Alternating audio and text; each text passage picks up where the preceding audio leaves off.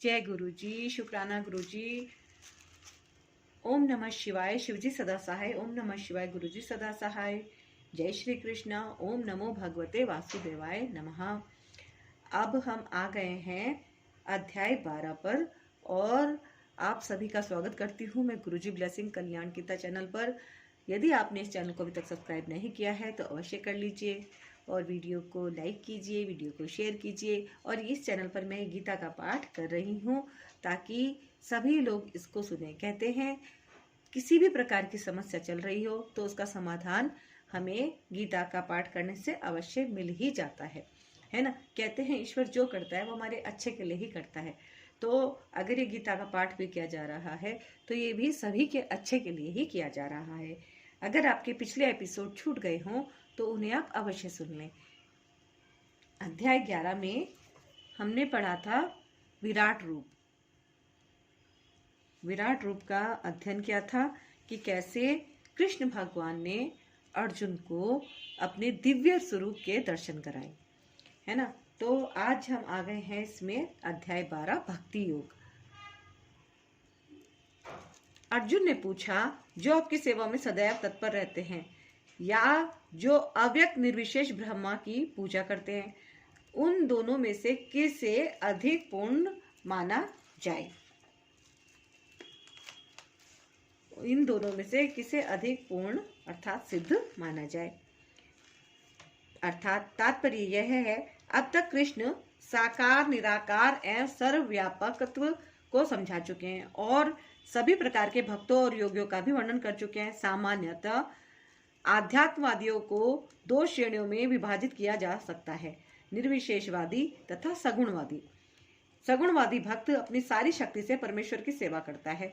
निर्विशेषवादी भी कृष्ण की सेवा करता है, किंतु प्रत्यक्ष रूप से ना करके वह अप्रत्यक्ष निर्विशेष ब्रह्म का ध्यान करता है। इस अध्याय में हम देखेंगे कि परम सत्य की अनुभूति की विभिन्न विधियों में भक्ति योग सर्वोत्कृष्ट है। यदि कोई भगवान का सानिध्य चाहता है तो उसे भक्ति करनी चाहिए। जो लोग भक्ति के द्वारा परमेश्वर की प्रत्यक्ष सेवा करते हैं वे सगुणवादी कहलाते हैं। जो लोग निर्विशेष ब्रह्म का ध्यान करते हैं वे निर्विशेषवादी कहलाते हैं। यहाँ पर अर्जुन पूछता है कि इन दोनों में से कौन श्रेष्ठ है। यद्यपि परम सत्य के साक्षात्कार के अनेक साधन हैं, किंतु इस अध्याय में कृष्ण भक्ति योग को सबों में श्रेष्ठ बताते हैं। यह सर्वाधिक प्रत्यक्ष है और ईश्वर का सानिध्य प्राप्त करने के लिए सबसे सुगम साधन है। भगवत गीता के द्वितीय अध्याय में भगवान ने बताया कि जीव भौतिक शरीर नहीं है, वह आध्यात्मिक स्फुलिंग है और परम सत्य परम पूर्ण है। 7वें अध्याय में उन्होंने जीव को परम पूर्ण का अंश बताते हुए पूर्ण पर ही ध्यान लगाने की सलाह दी है। पुनः 8वें अध्याय में कहा है कि जो मनुष्य भौतिक शरीर का त्याग करते समय कृष्ण का ध्यान करता है वह कृष्ण के धाम को तुरंत चला जाता है। यही नहीं, 6ठे अध्याय के अंत में भगवान स्पष्ट कहते हैं कि योगियों में से जो भी अपने अंतरकरण में निरंतर कृष्ण का चिंतन करते हैं वही परम सिद्ध माना जाता है। इस प्रकार प्राय प्रत्येक अध्याय का यही निष्कर्ष है कि मनुष्य को कृष्ण के सगुण रूप के प्रति अनुरक्त होना चाहिए, क्योंकि वही चरम आत्म साक्षात्कार है। इतने पर भी ऐसे लोग हैं जो कृष्ण के साकार रूप के प्रति अनुरक्त नहीं होते, वे दृढ़ता पूर्वक विलग रहते हैं। यहाँ तक कि भगवत गीता की टीका करते हुए भी वे अन्य लोगों को कृष्ण से हटाना चाहते हैं और उनकी सारी भक्ति निर्विशेष ब्रह्म ज्योति की ओर मोड़ते हैं। वे परम सत्य के उस निराकार रूप का ही ध्यान करना श्रेष्ठ मानते हैं जो इंद्रियों की पहुंच के परे है तथा अप्रकट है। इस तरह सचमुच में आध्यात्मवादियों की दो श्रेणियां हैं। अब अर्जुन यह निश्चित कर लेना चाहता है कि कौन सी विधि सुगम है और इन दोनों श्रेणियों में से कौन सर्वाधिक पूर्ण है। दूसरे शब्दों में वह अपनी स्थिति स्पष्ट कर लेना चाहता है, क्योंकि वह कृष्ण के सगुण रूप के प्रति अनुरक्त है। वह निराकार ब्रह्मा के प्रति आसक्त नहीं है। वह जान लेना चाहता है कि उसकी स्थिति सुरक्षित तो है, निराकार स्वरूप चाहे इस लोक में हो चाहे भगवान के परम लोक में हो, ध्यान के लिए समस्या बना रहता है। वास्तव में कोई भी परम सत्य के निराकार रूप का ठीक से चिंतन नहीं कर सकता। अतः अर्जुन कहना चाहता है कि इस तरह से समय गंवाने से क्या लाभ। अर्जुन को 11वें अध्याय में अनुभव हो चुका है कि कृष्ण के साकार रूप के प्रति आसक्त होना श्रेष्ठ है, क्योंकि इस तरह वह एक ही समय अन्य सारे रूपों को समझ सकता है और कृष्ण के प्रति उसके प्रेम में किसी प्रकार का व्यवधान नहीं पड़ता। अतः अर्जुन द्वारा कृष्ण से इस महत्वपूर्ण प्रश्न के पूछे जाने से परम सत्य के निराकार तथा साकार स्वरूपों का अंतर स्पष्ट हो जाएगा।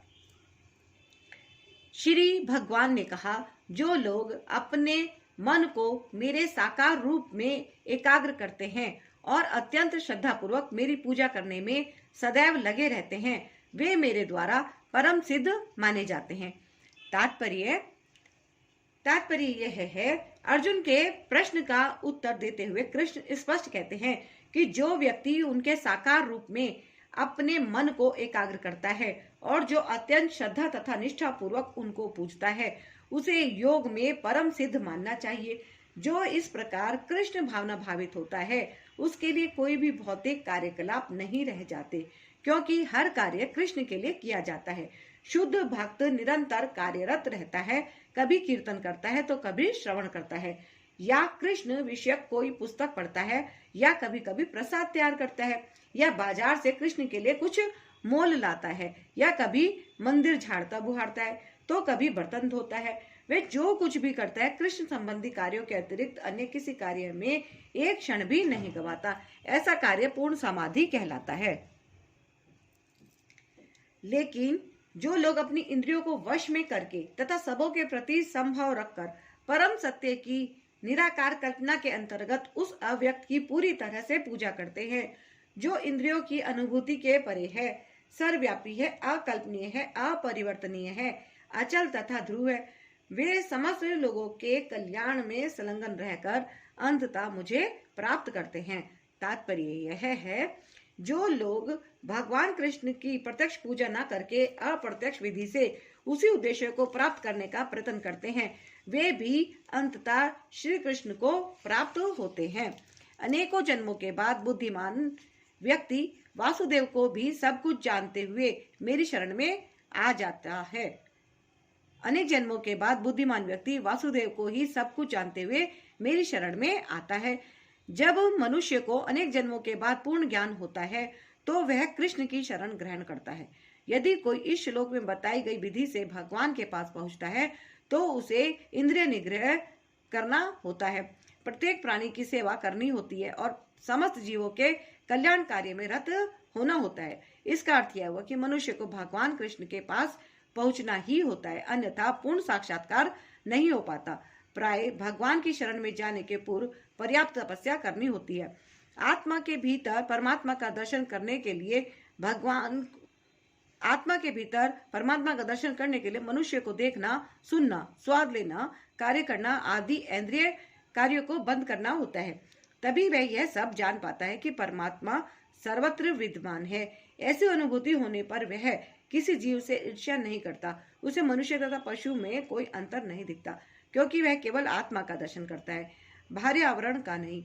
लेकिन सामान्य व्यक्ति के लिए निराकार अनुभूति की यह विधि अत्यंत कठिन सिद्ध होती है।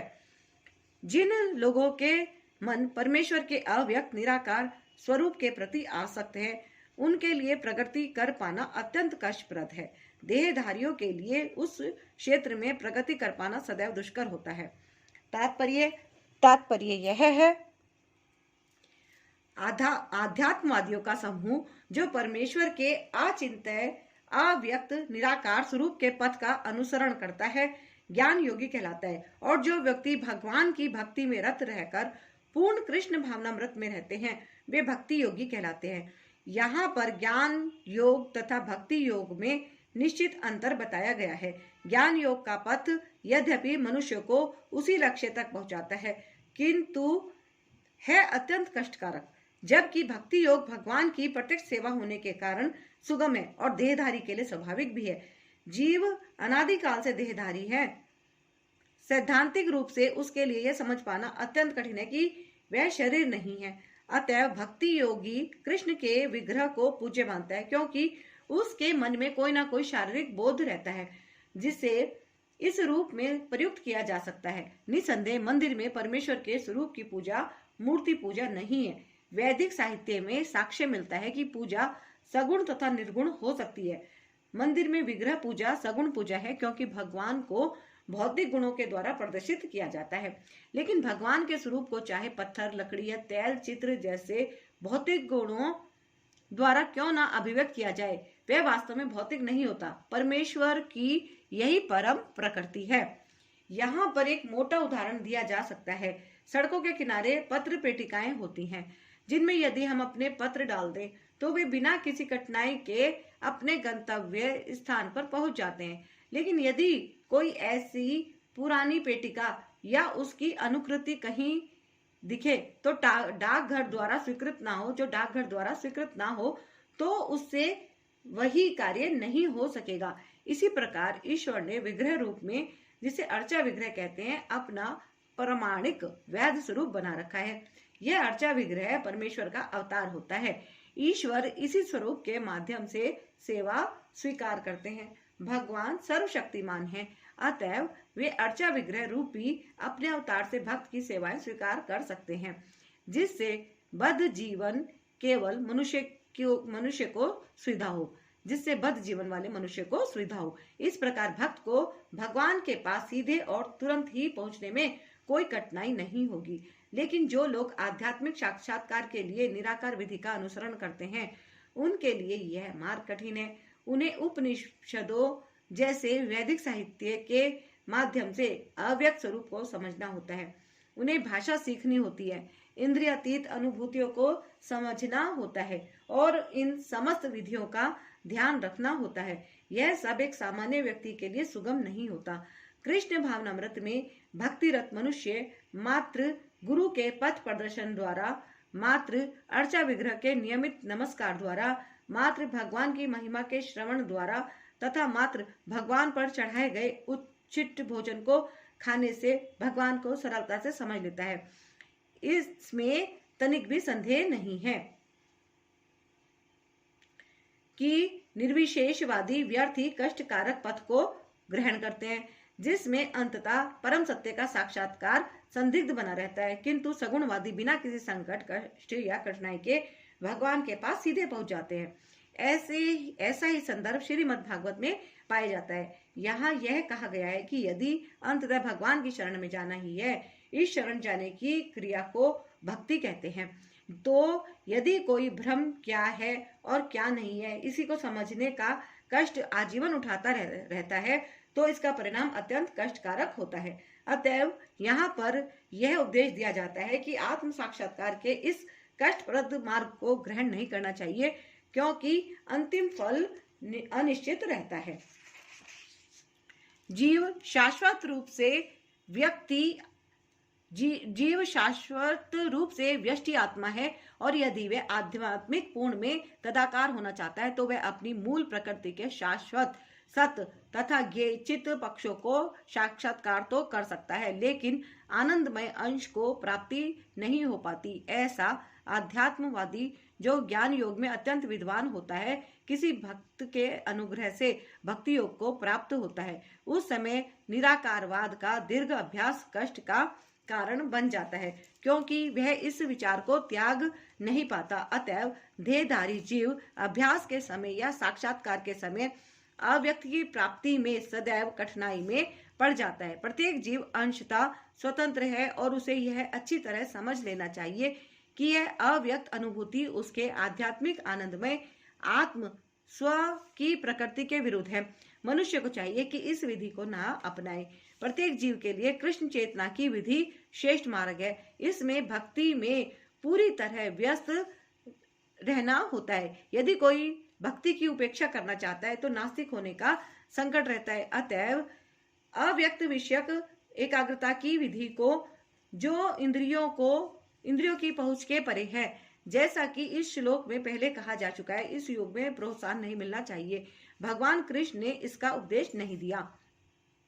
जो अपने सारे कार्यों को मुझ में अर्पित करके तथा अविचलित भाव से मेरी भक्ति करते हुए मेरी पूजा करते हैं और अपने चित्तों को मुझ पर स्थिर करके निरंतर मेरा ध्यान करते हैं, उनके लिए हे पार्थ मैं जन्म मृत्यु के सागर से शीघ्र उद्धार करने वाला हूँ। अर्थात तात्पर्य यह है, यहाँ यह स्पष्ट कहा गया है कि भक्त जन अत्यंत भाग्यशाली हैं कि भगवान उनका इस भव सागर से तुरंत ही उद्धार कर देते हैं। शुद्ध भक्ति करने पर मनुष्य को इनकी अनुभूति होने लगती है कि ईश्वर महान है और जीवात्मा उनके अधीन है। उसका कर्तव्य है कि वह भगवान की सेवा करे और यदि वह ऐसा नहीं करता तो उसे माया की सेवा करनी होगी। जैसा पहले कहा जा चुका है कि केवल भक्ति से परमेश्वर को जाना जा सकता है। अतः मनुष्य को चाहिए कि वह पूर्ण रूप से भक्त बने। भगवान को प्राप्त करने के लिए वह अपने मन को कृष्ण में पूर्णतया एकाग्र करे। वह कृष्ण के लिए ही कर्म करे, चाहे वह जो भी कर्म करे, लेकिन वह कर्म केवल कृष्ण के लिए होना चाहिए। भक्ति का यही आदर्श है। भक्त भगवान को प्रसन्न करने के अतिरिक्त और कुछ भी नहीं चाहता। उसके जीवन का उद्देश्य कृष्ण को प्रसन्न करना होता है और कृष्ण की तुष्टि के लिए वह सब कुछ उत्सर्ग कर सकता है, जिस प्रकार अर्जुन ने कुरुक्षेत्र के युद्ध में किया था। यह विधि अत्यंत सरल है। मनुष्य अपने कार्य में लगा रहकर हरे कृष्ण महामंत्र का कीर्तन कर सकता है। ऐसे दिव्य कीर्तन से भक्त भगवान के प्रति आकृष्ट हो जाता है। यहाँ पर भगवान वचन देते हैं कि ऐसे शुद्ध भक्त का तुरंत ही भव सागर से उद्धार कर देंगे। जो योगाभ्यास में बढ़े चढ़े हैं वे योग द्वारा अपनी आत्मा को इच्छा अनुसार किसी भी लीक में ले जा सकते हैं और अन्य लोग इस अवसर को विभिन्न प्रकार से उपयोग में लाते हैं। लेकिन जहाँ तक भक्त का संबंध है, इसके लिए यहाँ यह स्पष्ट कहा गया है कि स्वयं भगवान ही उसे ले जाते हैं। भक्त को वैकुंठ में जाने के पूर्व अनुभवी बनने के लिए प्रतीक्षा नहीं करनी पड़ती। वराह पुराण में एक श्लोक आया है जिसका तात्पर्य यह है कि वैकुंठ लोक में आत्मा को ले जाने के लिए भक्त को अष्टांग योग साधने की आवश्यकता नहीं है। इसका भार भगवान स्वयं अपने ऊपर ले लेते हैं। वे यहाँ पर स्पष्ट कह रहे हैं कि वे स्वयं ही उद्धारक बनते हैं। बालक अपने माता पिता द्वारा अपने आप रक्षित होता रहता है, जिससे उसकी स्थिति सुरक्षित रहती है। इसी प्रकार भक्त को योगाभ्यास द्वारा अन्य लोकों में जाने के लिए प्रयत्न करने की आवश्यकता नहीं होती, अपितु भगवान अपने अनुग्रहवश स्वयं ही अपने पक्षी वाहन गरुड़ पर सवार होकर तुरंत आते हैं और भक्त को भव सागर से उबार लेते हैं। कोई कितना ही कुशल तैराक क्यों न हो और कितना ही प्रयत्न क्यों न करे, किंतु समुद्र में गिर जाने पर वह अपने को नहीं बचा सकता। किंतु यदि कोई आकर उसे जल से बाहर निकाल ले तो वह आसानी से बच सकता है। इसी प्रकार भगवान भक्त को इस भाव सागर से निकाल लेते हैं। मनुष्य को केवल कृष्ण भावनामृत की सुगम विधि का अभ्यास करना होता है और अपने आप को अनन्य भक्ति में प्रवृत्त करना होता है।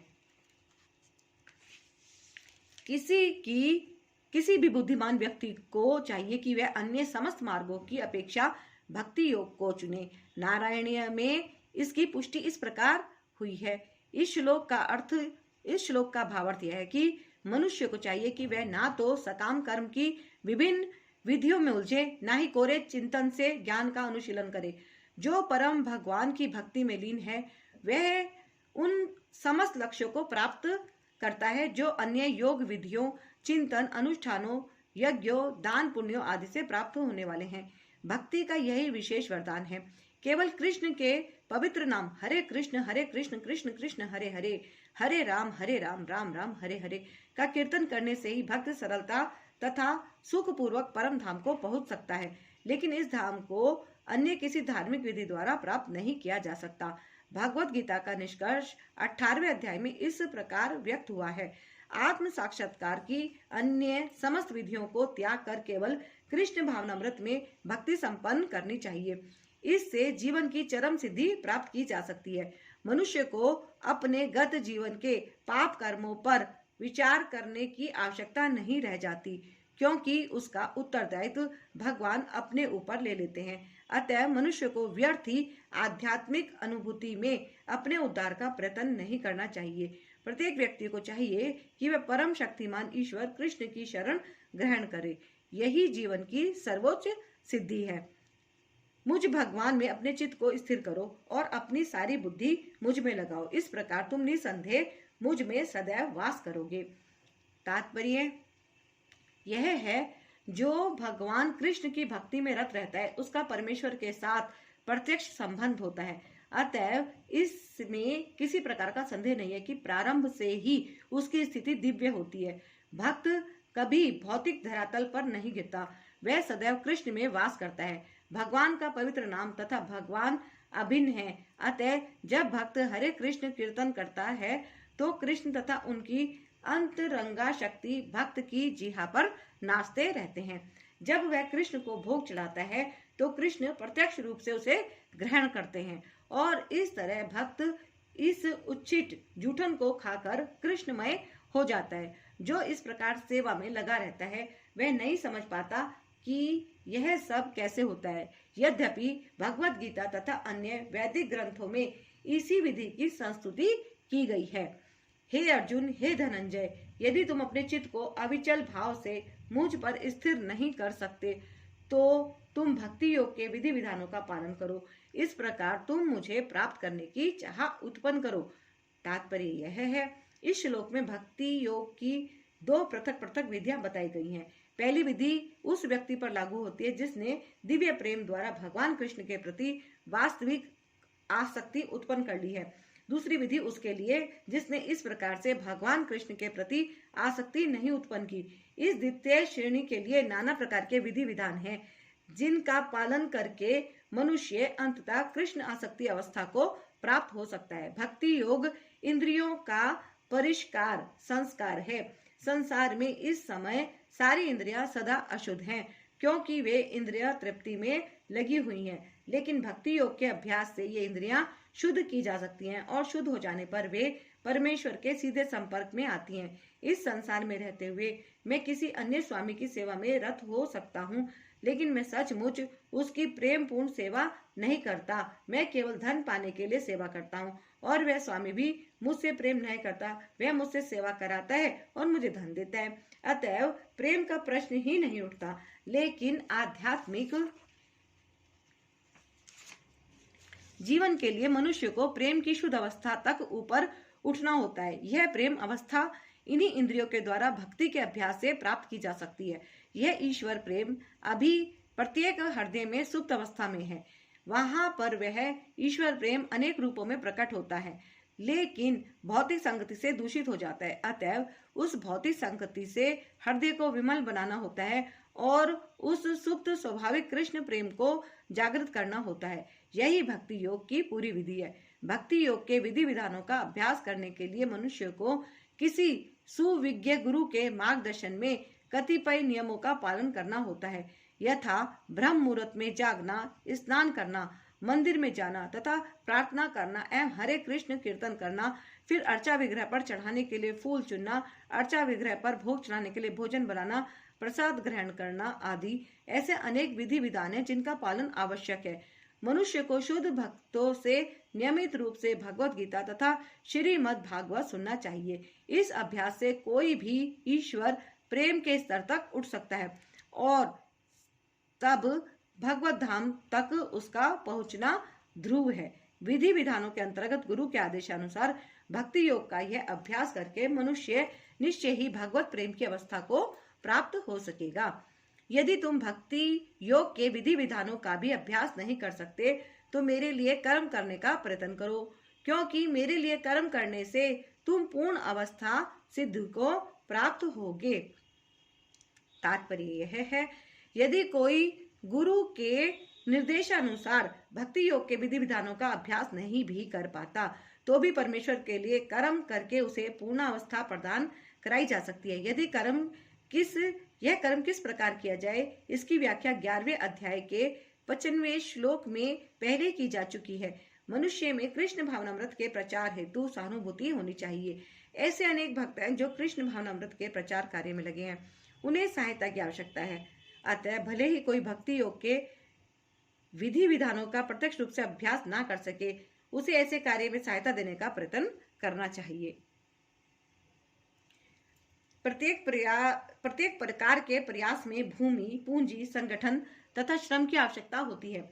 जिस प्रकार किसी भी व्यापार में रहने के लिए स्थान उपयोग के लिए कुछ पूंजी, कुछ श्रम तथा कुछ विस्तार करने के लिए कुछ संगठन चाहिए, उसी प्रकार कृष्ण सेवा के लिए भी इनकी आवश्यकता होती है। अंतर केवल इतना ही होता है कि भौतिकवाद में मनुष्य इंद्रिय तृप्ति के लिए सारा कार्य करता है, लेकिन यही कार्य कृष्ण की तुष्टि के लिए किया जा सकता है। यही दिव्य कार्य है। यदि किसी के पास पर्याप्त धन है तो वह कृष्ण भावनामृत के प्रचार के लिए कोई कार्यालय अथवा मंदिर निर्मित कराने में सहायता कर सकता है, अथवा वह प्रकाशन में सहायता पहुंचा सकता है। कर्म के विविध क्षेत्र हैं और मनुष्य को ऐसे कर्मों में रुचि लेनी चाहिए। यदि कोई अपने कर्मों के फल को नहीं त्याग सकता तो कम से कम उसका कुछ प्रतिशत कृष्ण भावनामृत के प्रचार में तो लगा ही सकता है। इस प्रकार कृष्ण भावनामृत की दिशा में स्वेच्छा से सेवा करने से व्यक्ति भगवत प्रेम की उच्चतर अवस्था को प्राप्त हो सकेगा, जहां उसे पूर्णता प्राप्त हो सकेगी। किंतु यदि तुम मेरे इस भावनामृत में कर्म करने में असमर्थ हो तो तुम अपने कर्म के समस्त फलों को त्याग कर कर्म करने तथा आत्मस्थिति होने का प्रयत्न करो। तात्पर्य यह है, हो सकता है कि कोई व्यक्ति सामाजिक, पारिवारिक या धार्मिक कारणों से या किसी अन्य अवरोधों के कारण कृष्ण भावनामृत के कार्यकलापों के प्रति सहानुभूति तक दिखा पाने में सक्षम रहे। यदि वह अपने को प्रत्यक्ष रूप से इन कार्यकलापों के प्रति जोड़ ले तो हो सकता है कि पारिवारिक सदस्य विरोध करें या अन्य कठिनाइयां उठ खड़ी हों। जिस व्यक्ति के साथ ऐसी समस्याएं लगी हों उसे यह सलाह दी जाती है कि वह अपने कार्यकलापों के संचित फल को किसी शुभ कार्य में लगा दे। ऐसी विधियां वैदिक नियमों में वर्णित है। ऐसे अनेक यज्ञों तथा पुण्य कार्यों अथवा विशेष कार्यों के वर्णन हुए हैं जिनमें अपने पिछले कार्यों के फलों को प्रयुक्त किया जा सकता है। इससे मनुष्य धीरे धीरे ज्ञान के स्तर तक उठता है। ऐसा भी पाया गया है कि कृष्ण भावनामृत के कार्यकलापों में रुचि न रहने पर भी जब मनुष्य किसी अस्पताल या किसी सामाजिक संस्था को दान देता है तो वह अपने कार्यकलापों को गाड़ी कमाई का परित्याग करता है। यहाँ पर इसकी भी संस्तुति की गई है, क्योंकि अपने कार्यकलापों के फल के परित्याग के अभ्यास से मनुष्य क्रमश अपने मन को स्वच्छ बनाता है और उस विमल मन स्थिति में वह कृष्ण भावनामृत को समझने में समर्थ होता है। कृष्ण भावनामृत किसी अन्य अनुभव पर आश्रित नहीं होता, क्योंकि कृष्ण भावनामृत स्वयं मन को विमल बनाने वाला है। किंतु यदि कृष्ण भावनामृत को स्वीकार करने में किसी प्रकार का अवरोध हो तो मनुष्य को चाहिए कि अपने कर्म फल का परित्याग करने का प्रयत्न करें। ऐसी दशा में समाज सेवा, समुदाय सेवा, राष्ट्रीय सेवा, देश के लिए उत्सर्ग आदि कार्य स्वीकार किए जा सकते हैं, जिससे एक दिन मनुष्य भगवान की शुद्ध भक्ति को प्राप्त हो सके। भगवत गीता में ही कहा गया है, यत प्रवृत्तिर भूतानाम, यदि कोई परम कारण के लिए उत्सर्ग करना चाहे तो भले ही वह यह ना जाने कि वह परम कारण कृष्ण है, फिर भी वह क्रमश यज्ञ विधि से समझ जाएगा कि वह परम कारण कृष्ण ही है। यदि तुम यह अभ्यास नहीं कर सकते तो ज्ञान के अनुशीलन में लग जाओ, लेकिन ज्ञान से श्रेष्ठ ध्यान है और ध्यान से विशेष है कर्म फलों का परित्याग, क्योंकि ऐसे त्याग से मनुष्य को मन शांति प्राप्त हो सकती है। तात्पर्य यह है, जैसा कि पिछले श्लोकों में बताया गया है, भक्ति के दो प्रकार हैं, विधि विधानों से पूर्ण तथा भगवत प्रेम की आसक्ति से पूर्ण। किंतु जो लोग कृष्ण भावनामृत के नियमों का पालन नहीं कर सकते उनके लिए ज्ञान का अनुशीलन करना श्रेष्ठ है, क्योंकि ज्ञान से मनुष्य अपनी वास्तविक स्थिति को समझने में समर्थ होता है। यही ज्ञान क्रमशः ध्यान तक पहुंचाने वाला है और ध्यान से क्रमशः परमेश्वर को समझा जा सकता है। ऐसी भी विधियां हैं जिनसे मनुष्य अपने को परब्रह्म मान बैठता है और यदि कोई भक्ति करने में असमर्थ है तो ऐसा ध्यान भी अच्छा है। यदि कोई इस प्रकार से ध्यान नहीं कर सकता तो वैदिक साहित्य में ब्राह्मणों, क्षत्रियों, वैश्यों तथा शूद्रों के लिए कतिपय कर्तव्यों का आदेश है, जिसे हम भगवत गीता के अंतिम अध्याय में देखेंगे। लेकिन प्रत्येक दशा में मनुष्य को अपने कर्म फल का त्याग करना होगा, जिसका अर्थ है कर्म फल को किसी अच्छे कार्य में लगाना। संक्षिप्त सर्वोच्च लक्ष्य भगवान तक पहुंचने की दो विधियां हैं। एक विधि है क्रमिक विकास की और दूसरी प्रत्यक्ष विधि। कृष्ण भावनामृत में भक्ति प्रत्यक्ष विधि है, अन्य विधि में कर्मों के फल का त्याग करना होता है, तभी मनुष्य ज्ञान की अवस्था को प्राप्त होता है। उसके बाद ध्यान की अवस्था तथा फिर परमात्मा के बोध की अवस्था और अंत में भगवान की अवस्था आ जाती है। मनुष्य चाहे तो एक एक पग करके आगे बढ़ने की विधि अपना सकता है या प्रत्यक्ष विधि ग्रहण कर सकता है, लेकिन प्रत्यक्ष विधि हर एक के लिए संभव नहीं है।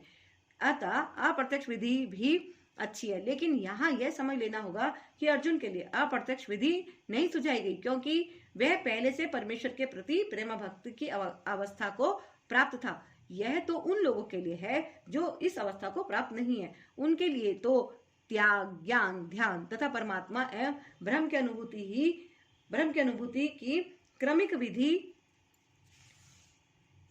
ही पालनीय है। लेकिन जहां तक भगवत गीता का संबंध है, उसमें जो प्रत्यक्ष विधि पर ही बल है, प्रत्येक व्यक्ति को प्रत्यक्ष विधि ग्रहण करने तथा भगवान श्री कृष्ण की शरण में जाने की सलाह दी जाती है, जो किसी से द्वेष नहीं करता, लेकिन सभी जीवों का दयालु मित्र है, जो अपने को स्वामी नहीं मानता और मिथ्या अहंकार से मुक्त है, जो सुख दुख में समभाव रहता है, सहिष्णु है, सदैव आत्मतुष्ट रहता है, आत्म संयमी है तथा जो निश्चय के साथ मुझ में मन तथा बुद्धि को स्थिर करके भक्ति में लगा रहता है, ऐसे भक्त मुझे अत्यंत प्रिय हैं।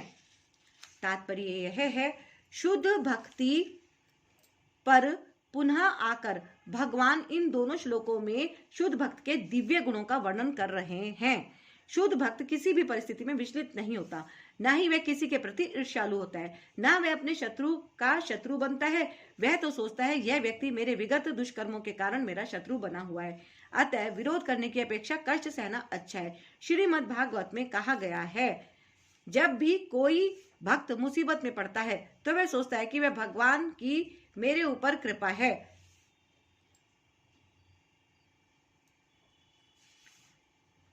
मुझे अपने विगत दुष्कर्मों के अनुसार इससे कहीं अधिक कष्ट भोगना चाहिए था। यह तो भगवत कृपा है कि मुझे मिलने वाला पूरा दंड नहीं मिल रहा है, भगवत कृपा से थोड़ा ही दंड मिल रहा है। अतएव अनेक कष्टपूर्ण परिस्थितियों में भी वह सदैव शांत तथा धीर बना रहता है। भक्त सदैव प्रत्येक प्राणी पर, यहाँ तक कि अपने शत्रु पर भी दयालु होता है। निर्मम का अर्थ यह है कि भक्त शारीरिक कष्टों को प्रधानता नहीं प्रदान करता, क्योंकि वह अच्छी तरह जानता है कि वह भौतिक शरीर नहीं है, वह अपने को शरीर नहीं मानता, अतएव वह मिथ्या अहंकार के बोध से मुक्त रहता है और सुख तथा दुख में संभाव रखता है। वह सहिष्णु होता है और भगवत कृपा से जो कुछ प्राप्त होता है उसी से संतुष्ट रहता है। वह ऐसी वस्तु को प्राप्त करने का प्रयास नहीं करता जो कठिनाई से मिले, अतएव वह सदैव प्रसन्नचित्त रहता है। वह पूर्ण योगी होता है क्योंकि वह अपने गुरु के आदेशों पर अटल रहता है और चूंकि उसकी इंद्रियां वश में रहती हैं, अतः वह दृढ़ निश्चय होता है। वह झूठे तर्कों से विचलित नहीं होता, क्योंकि कोई उसे भक्ति के दृढ़ संकल्प से हटा नहीं सकता। वह पूर्णतया अवगत रहता है कि कृष्ण उसके शाश्वत प्रभु हैं, अतः कोई भी उसे विचलित नहीं कर सकता। इन समस्त गुणों के फलस्वरूप वह अपने मन तथा बुद्धि को पूर्णतया परमेश्वर पर स्थिर करने में समर्थ होता है। भक्ति का ऐसा आदर्श अत्यंत दुर्लभ है, लेकिन भक्त भक्ति के विधि विधानों का पालन करते हुए उसी अवस्था में स्थित रहता है और फिर भगवान कहते हैं कि ऐसा भक्त उन्हें अति प्रिय है, क्योंकि भगवान उसकी कृष्ण भावना से युक्त कार्यकलापों से सदैव प्रसन्न रहते हैं, जिससे किसी को कष्ट नहीं पहुंचता तथा जो अन्य किसी के द्वारा विचलित नहीं किया जा सकता, जो सुख दुख में, भय तथा चिंता में संभाव रहता है, वह मुझे अत्यंत प्रिय है। अर्थात तात्पर्य यह है, इस श्लोक में भक्त के कुछ अन्य गुणों का वर्णन हुआ है। ऐसे भक्त द्वारा कोई व्यक्ति कष्ट, चिंता, भय या असंतोष को प्राप्त नहीं होता। क्योंकि भक्त सबों पर दयालु होता है, अतएव वह ऐसा कार्य नहीं करता जिससे किसी को चिंता हो। साथ ही यदि अन्य लोग भक्त को चिंता में डालना चाहते हैं तो वह विचलित नहीं होता। यह भगवत कृपा ही है कि वह किसी भारी उपद्रव से शुद्ध नहीं होता। वास्तव में सदैव कृष्ण भावनामृत में लीन रहने तथा भक्ति में रत रहने के कारण ही ऐसे भौतिक उपद्रव भक्त को विचलित नहीं कर पाते। सामान्य रूप से विषयी व्यक्ति अपने शरीर तथा इंद्र तृप्ति के लिए किसी वस्तु को पाकर अत्यंत प्रसन्न होता है, लेकिन जब वह देखता है कि अन्यों के पास इंद्र तृप्ति के लिए ऐसी वस्तु है जो उसके पास नहीं है, तो वह दुख तथा ईर्ष्या से पूर्ण हो जाता है। जब वह अपने शत्रु से बदले की शंका करता है तो वह भयभीत रहता है, और जब वह कुछ भी करने में सफल नहीं होता तो निराश हो जाता है। ऐसा भक्त जो इन समस्त उपद्रवों से परे होता है, कृष्ण को अत्यंत प्रिय होता है। मेरा ऐसा भक्त जो सामान्य कार्यकलापों पर आश्रित नहीं है, जो शुद्ध है, दक्ष है, चिंता रहित है, समस्त कष्टों से रहित है और किसी फल के लिए प्रतनशील नहीं रहता, मुझे अतिशय प्रिय है। तात्पर्य यह है, भक्त को धन दिया जा सकता है, किंतु उसे धन अर्जित करने के लिए संघर्ष नहीं करना चाहिए। भगवत कृपा से यदि उसे स्वयं धन की प्राप्ति हो तो वह उद्विग्न नहीं होता। स्वाभाविक है कि भक्त दिन भर में 2 बार स्नान करता है और भक्ति के लिए प्रातः काल जल्दी उठता है। इस प्रकार वह बाहर तथा भीतर से स्वच्छ रहता है। भक्त सदैव दक्ष होता है, क्योंकि वह जीवन के समस्त कार्यकलापों के सार को जानता है और प्रामाणिक शास्त्रों में दृढ़ विश्वास रखता है। भक्त कभी किसी दल में भाग नहीं लेता, अतः वह चिंता मुक्त रहता है। समस्त उपाधियों से मुक्त होने के कारण कभी व्यथित नहीं होता। वह जानता है कि उसका शरीर एक उपाधि है, अतः शारीरिक कष्टों के आने पर वह मुक्त रहता है। शुद्ध भक्त कभी भी ऐसी किसी वस्तु के लिए प्रयास नहीं करता जो भक्ति के नियमों के प्रतिकूल हो। उदाहरणतः किसी विशाल भवन को बनवाने में काफी शक्ति लगती है, अतः वह कभी ऐसे कार्य में हाथ नहीं लगाता जिससे उसकी भक्ति में प्रगति ना होती हो। वह भगवान के लिए मंदिर का निर्माण करा सकता है और उसके लिए वह सभी प्रकार की चिंताएं उठा सकता है, लेकिन वह अपने परिवार वालों के लिए बड़ा सा मकान नहीं बनाता। जो ना कभी हर्षित होता है, ना शोक करता है, जो ना तो पछताता है, ना इच्छा करता है, तथा जो शुभ तथा अशुभ दोनों प्रकार की वस्तुओं का परित्याग कर देता है, ऐसा भक्त मुझे अत्यंत प्रिय है। तात्पर्य यह है, शुद्ध भक्त भौतिक लाभ से ना तो हर्षित होता है, ना हानि से दुखी होता है। वह पुत्र या शिष्य की प्राप्ति के लिए ना तो उत्सुक रहता है, ना ही उनके ना मिलने पर दुखी होता है। वह अपनी किसी प्रिय वस्तु के खो जाने पर उसके लिए पछताता नहीं। इसी प्रकार यदि उसे अभिषिक्त की प्राप्ति नहीं हो पाती तो वह दुखी नहीं होता। वह समस्त प्रकार के शुभ अशुभ तथा पाप कर्मों से सदैव परे रहता है। वह परमेश्वर की प्रसन्नता के लिए बड़ी से बड़ी विपत्ति सहने को तैयार रहता है। भक्ति के पालन में उसके लिए कुछ भी बाधक नहीं बनता। ऐसा भक्त कृष्ण को अतिशय प्रिय होता है। जो मित्रों तथा शत्रुओं के लिए समान है, जो मान तथा अपमान, शीत तथा गर्मी, सुख तथा दुख, यश तथा अपयश में संभाव रखता है, जो दूषित संगति से सदैव मुक्त रहता है, जो सदैव मौन और किसी भी वस्तु से संतुष्ट रहता है, जो किसी प्रकार के घर बार की परवाह नहीं करता, जो ज्ञान में दृढ़ है और जो भक्ति में संलग्न है, ऐसा पुरुष मुझे अत्यंत प्रिय है। तात्पर्य यह है, भक्त सदैव कुसंगति से दूर रहता है। मानव समाज का यह स्वभाव है कि कभी किसी की प्रशंसा की जाती है तो कभी उसकी निंदा की जाती है, लेकिन भक्त कृत्रिम यश तथा अपयश, दुख या सुख से ऊपर उठा हुआ होता है। वह अत्यंत धैर्यवान होता है। वह कृष्ण कथा के अतिरिक्त कुछ भी नहीं बोलता, अतः उसे मौनी कहा जाता है। मौनी का अर्थ यह नहीं कि वह बोले नहीं, अपितु यह कि वह अनर्गल आलाप ना करे। मनुष्य को आवश्यकता पर बोलना चाहिए और भक्त के लिए सर्वाधिक अनिवार्य वाणी तो भगवान के लिए बोलना है। भक्त समस्त परिस्थितियों में सुखी रहता है। कभी उसे स्वादिष्ट भोजन मिलता है तो कभी नहीं, किंतु वह संतुष्ट रहता है। वह आवास की सुविधा की चिंता नहीं करता। वह कभी पेड़ के नीचे रह सकता है तो कभी अत्यंत उच्च प्रासाद में, किंतु वह इनमें से किसी के प्रति आसक्त नहीं रहता। वह स्थिर कहलाता है क्योंकि वह अपने संकल्प तथा ज्ञान में दृढ़ होता है। भले ही भक्त के लक्षणों की कुछ पुनरावृत्ति हुई हो, लेकिन यह इस बात पर बल देने के लिए है कि भक्त को ये सारे गुण अर्जित करने चाहिए। सद्गुणों के बिना कोई शुद्ध भक्त नहीं बन सकता। हराव भक्तस्य कुतो महद गुणा। जो भक्त नहीं है उसमें सद्गुण नहीं होता। जो भक्त कहलाना चाहता है उसे सद्गुणों का विकास करना चाहिए। यह अवश्य है कि उसे इन गुणों के लिए अलग से बाह्य प्रयास नहीं करना पड़ता, अपितु कृष्ण भावनामृत तथा भक्ति में संलग्न रहने के कारण उसमें ये गुण स्वतः ही विकसित हो जाते हैं। जो इस भक्ति के अमर पथ का अनुसरण करते हैं और जो मुझे ही अपना चरम लक्ष्य बनाकर श्रद्धा सहित पूर्ण रूपेण संलग्न रहते हैं, वे भक्त मुझे अत्यधिक प्रिय हैं।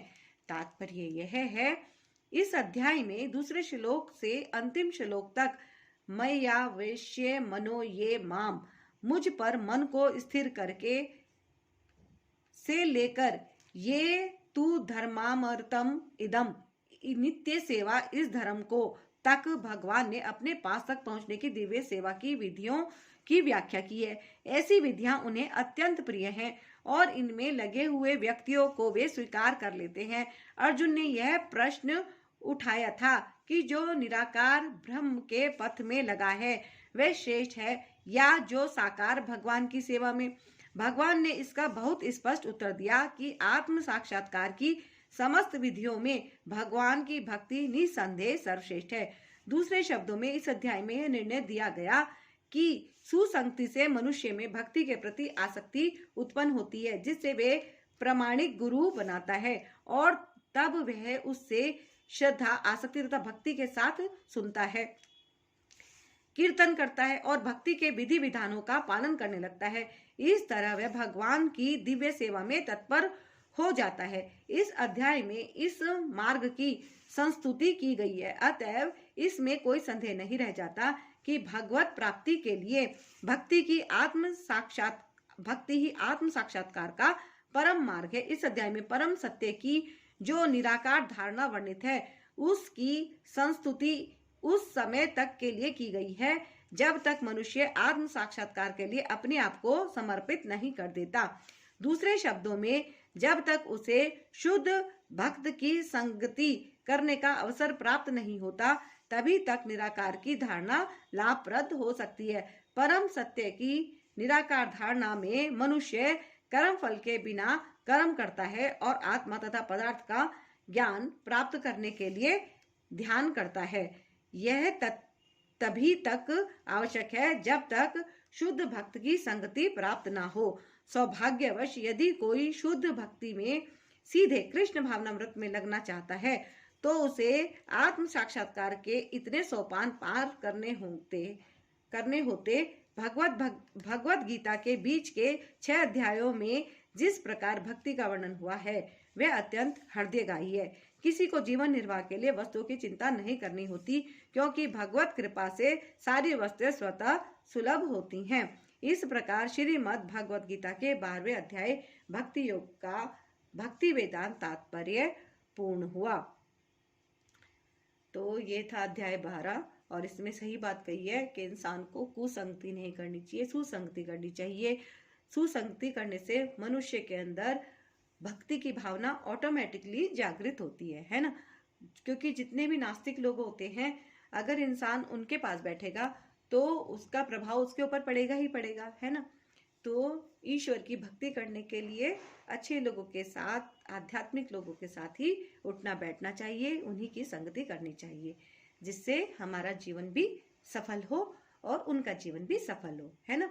इसी तरह से ही तो हम सत्संग करते हैं, सत्संग से ही तो हमें जो है गुरु का ज्ञान बढ़ता है हमारा, है ना। किसी का कुछ सत्संग होता है, किसी का कुछ होता है, तो उससे हमें अपने गुरु का ज्ञान भी प्राप्त होता है कि हमारे गुरु ने कैसे कैसे चमत्कार किए हैं, मिरेकल किए हैं, है ना। तो ये सब आध्यात्मिक बातें हैं। जितना हम इसमें आगे आगे बढ़ते रहेंगे, हमारी भक्ति भी निरंतर बढ़ती रहेगी। तो ये था अध्याय 12 और इसमें हमने आज पढ़ लिया है, ये अध्ययन किया है हमने भक्ति योग का। और अब ले लेते हैं हम आज्ञा। और आप इस वीडियो को जरूर लाइक कीजिएगा, जरूर शेयर कीजिएगा, और अगर आपने पहले के अध्याय सुने नहीं हैं तो उन्हें भी आप एक बार जरूर सुन लीजिएगा। और गुरुजी ब्लेसिंग कल्याण गीता चैनल को अगर आपने सब्सक्राइब नहीं किया है तो जल्दी से कर लीजिएगा। जय गुरु जी, जय श्री कृष्ण।